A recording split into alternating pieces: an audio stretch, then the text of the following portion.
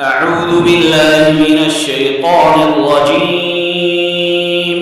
بسم الله الرحمن الرحيم تلك الرسل فضلنا بعضهم على بعض منهم من كلم الله ورفع بعضهم درجات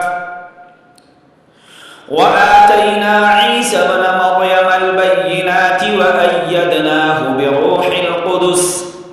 ولو شاء الله ما اقتتل الذين من بعدهم من بعد ما جاءتهم البينات ولكن اختلفوا فمنهم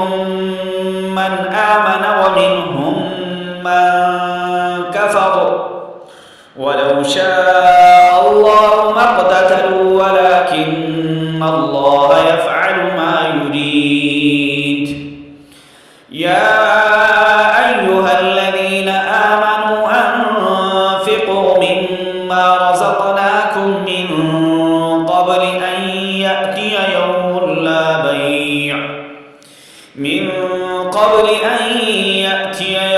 لا بيع فيه ولا خلة ولا شفاعة والكافرون هم الظالمون الله لا إله إلا هو الحي القيوم لا تأخذه سنة ولا نوم له ما في السماوات وما في الأرض من ذا الذي يشفع عنده إلا بإذنه